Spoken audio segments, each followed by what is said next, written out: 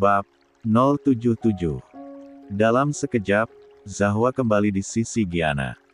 "Tante, ke rumah sakit saja ya. Kalau ada apa-apa bagaimana?" Gelengan lagi dan lagi Giana berikan. Dia memberikan instruksi kepada Zahwa untuk membantunya meminum obat yang jumlahnya banyak sekali itu.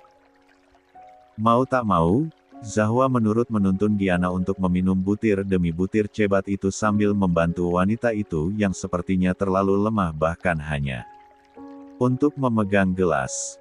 "Please, tante ke rumah sakit saja ya. Aku beneran takut kalau tante kenapa-napa." Zahwa mencoba membujuk sekali lagi setelah obat-obatan itu sudah selesai Giana minum. "Jangan. Nanti merepotkan suami tante dan Wirya saja." Giana akhirnya bisa bersuara setelah beberapa detik mencoba untuk mengendalikan diri yang sempat kolaps. "Loh, memangnya kenapa? Kan dia suami dan anak tante. Wajar jika mereka mengurus tante, bahkan sudah kewajibannya begitu." Giana menatapi Zahwa, cukup lama entah apa yang sedang ia pikirkan sampai membuat Zahwa ketar-ketir sendiri ditatapi si PRT itu tapi kemudian dia menggeleng lemah, bersandar dalam keadaan yang masih begitu lemas ke punggung sofa namun keadaan berangsur-angsur membaik dan napas yang sejak tadi kesulitan ia ambil perlahan berubah normal. "Tante, sudah banyak merepotkan mereka." Lirihan Giana itu membuat Zahwa tertegun mendengarnya apalagi ketika melihat sorot sendu dari mata Giana. Terlalu banyak membuat mereka menderita. Zahwa menjadi tidak berkutik, tidak tahu harus melakukan apa. "Tante tidak boleh telat meminum obat, tadinya mau minum tapi lupa." Napas Giana terhembus panjang. Tatapannya yang sulit diartikan kembali tertuju kepada Zahwa. "Kamu menyelamatkan nyawa tante lagi," lirihnya. "Kak, kebetulan aja tante, aku tadi emang sedang mencari tante kok," ucapnya jujur. "Ini beneran gak mau ke rumah sakit. Setidaknya cek dulu saja, Tan. Aku masih enggak tenang ini. Tante sudah baikan." "Enggak apa-apa." Walaupun samar, Zahwa bisa melihat sudut bibir Giana yang naik ketika tatapan wanita itu masih menyorot kepadanya. "Kalau aku tadi tidak ada, tante bagaimana?" Lirih Zahwa merasa lemas karena pacuan adrenalinnya tadi yang memuncak. "Jangan lupa meminum obatnya tante dan terlebih, jangan sendirian begini." "Oh iya, perawat pribadi tante mana? Aku enggak melihat dia selama tante di sini, enggak ikut ya." "Jangan begitu dong Tan. Tante Giana itu harus ditemani terus. Kalau begini kan berbahaya banget. Setidaknya jika tante tidak ingin membuat repot Om Wijaya dan Mas Wirya walaupun padahal tidak apa-apa untuk melakukan itu, harus ada perawat pribadi tante yang selalu ada di sisi tante." Zahwa tanpa sadar mencerocos khawatir. Sungguh, tadi itu keadaan yang membuat Zahwa ketakutan setengah mati. Dia khawatir, terlebih-lebih lagi membayangkan jika Giana sendirian saja tadi dalam situasi yang membahayakan itu. Zahwa hanya teringat dengan Wirya. Seberapa sering pun sang ibu membuat sakit perasaannya, Zahwa teramat tahu bahwa Wirya menyayangi Giana lebih dari apapun. Buktinya, dulu saja dia melakukan apapun untuk cinta pertamanya di dalam hidup itu kan. Hanya sekarang saja dia melakukan pemberontakan karena tidak tahan dengan perlakuan Giana. "Terima kasih sudah menyelamatkan tante sekali lagi, Zahwa." Kalimat itu secepat kilat mendatangkan ketertegunan bagi Zahwa. Hatinya yang dipenuhi gumpalan sesak, melebur hancur kemudian menguap hilang hanya karena satu kalimat paling membahagiakan bagi Zahwa setelah pernyataan keseriusan Wirya kepadanya dulu. "Kamu mencari tante kenapa?" Meski suara Giana masih lemas dan terdengar lirih, Zahwa bisa merasakan tidak adanya keacuhan dari dalam suara itu.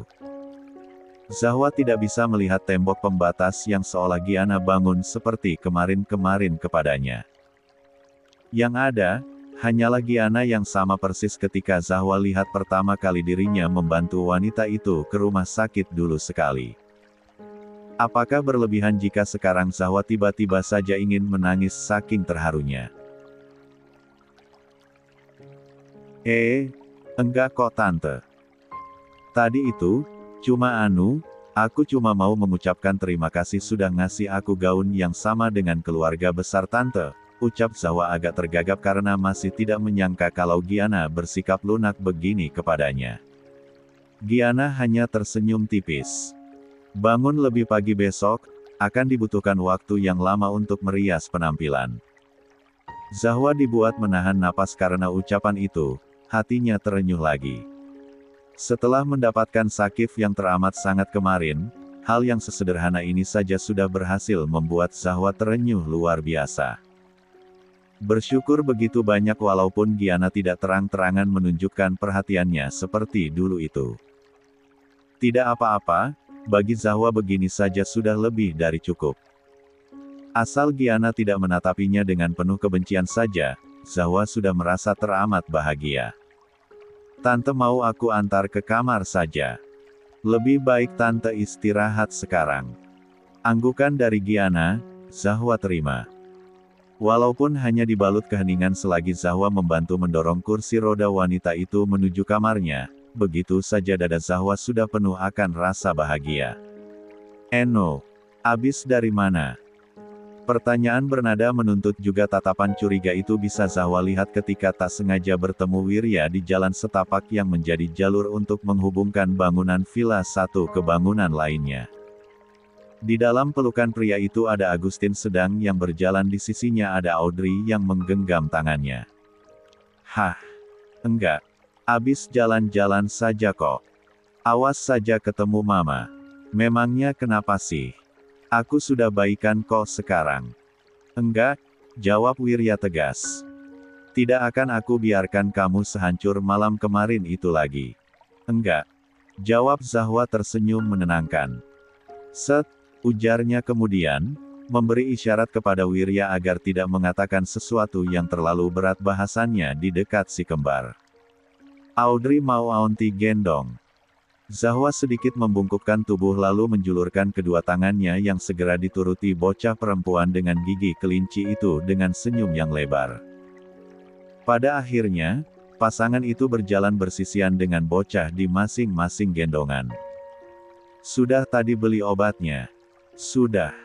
Tapi tadi Kalia pingsan, untung saja sudah kembali ke villa.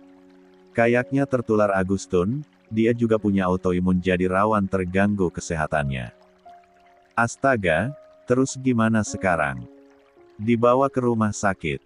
Wirya menggeleng. Dokter panggilanku dalam perjalanan ke sini. Zahwa menghela napas, entah kenapa merasa sedih tiba-tiba saja. Walaupun ada keluarganya sendiri, Kalia pasti sedih hanya merawat anak-anaknya tanpa bantuan dari suami, mana Zahwa baru tahu wanita itu memiliki penyakit begitu. Kita saja berarti menjaga si kembar mulai hari ini. Biar Mbak Kalia istirahat total dulu. Sedih deh, padahal besok kan pernikahan adiknya. Aunty, I'm hungry. Ucapan dari Audrey di dalam gendongan Zahwa membuatnya menjadi menatap anak itu. Hungry? What do you want to eat? Aunty will prepare it for you. Memem. Audrey nampak berpikir dan itu menggemaskan dengan pipinya bulatnya yang memerah alami itu. Chicken katsu. Pekiknya kemudian. Zahwa terkekeh. Oke, Aunty akan buatkan. Agustin makan juga ya sayang. Biar bisa minum obat setelahnya. Hari ini dengan Uncle dan Aunty dulu ya. Mommy lagi sakit. Harus istirahat yang banyak. Di dalam gendongan Wirya di mana anak itu merebahkan kepala di bahu pria itu sambil memeluk lehernya, Agustin hanya mengangguk tanpa suara. Mas Wirya mau makan juga tidak? Sekalian aku bikinkan, tanyanya ketika mereka sudah sampai di bangunan villa yang menjadi tempat Wirya dan Arjuna untuk tidur. I love you. Hah? Zahwa menoleh cepat, dia mendengus. Apaan sih? Kok tiba-tiba? Aku tanya apa? Mas Wirya jawab apa? Ucapnya geli sendiri. Love you, Mama Zahwa. Zahwa mengerjapkan mata, wajahnya terbakar dalam sekejap. Memerah sempurna hanya karena panggilan itu. Apa sih? Kamu cocok sekali menjadi seorang ibu, ujar Wirya memusatkan perhatian kepada Zahwa, bersikap santai padahal ada yang seolah akan meledak di dalam hatinya melihat interaksi Zahwa dengan keponakannya. Kapan kembar kesayanganku ini lahir? Tanyanya, mengusap perut Zahwa dengan penuh perasaan. Senyum Zahwa mengembang, ada yang meletup-letup di dalam hatinya sekarang. Sebentar lagi ya, Papa. Papa Wirya urus keponakannya dulu sebagai simulasi. Tapi aku sudah yakin si Papa Wirya bakalan jadi papa yang baik. Napas Wirya tertahan mendengar itu. Stop, aku tidak bisa menciummu di depan anak-anak sekarang, bisiknya mati-matian menahan diri. Zahwa tergelak. Iya.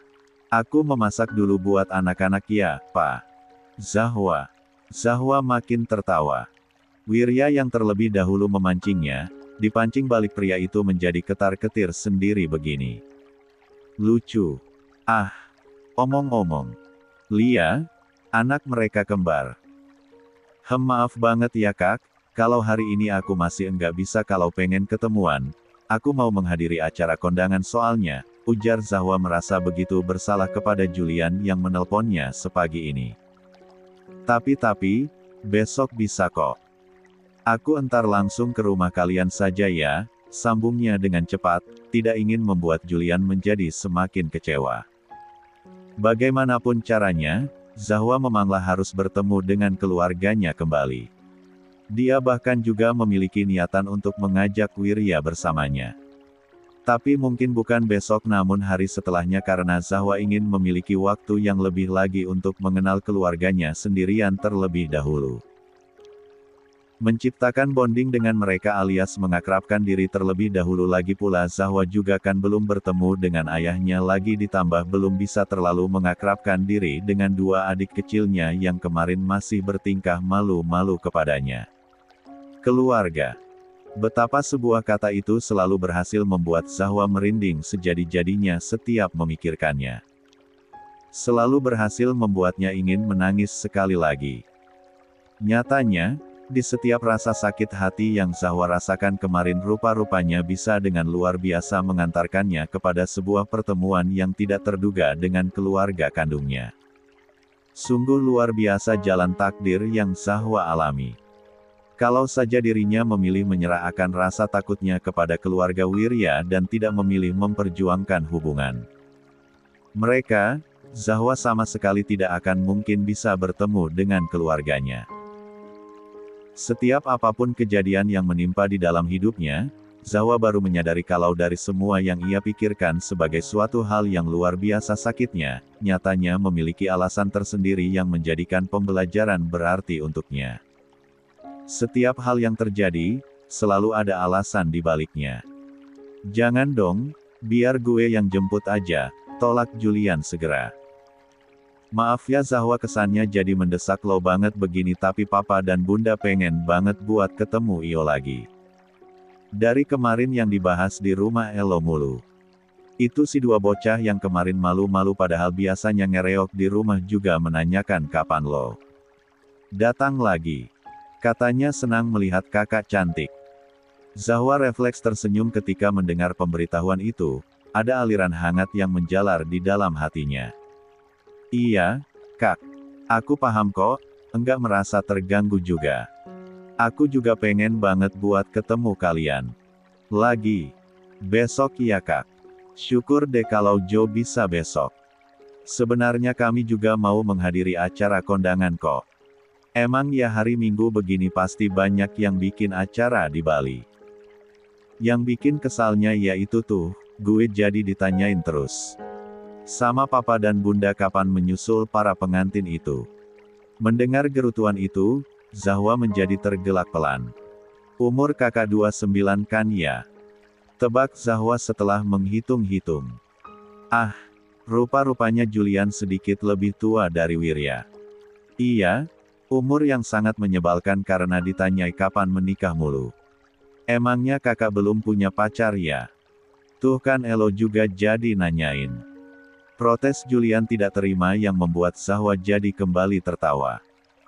Belum ada, Soalnya kemarin sibuk mengurus bisnis sekalinya sudah stabil, jodohnya nggak datang-datang.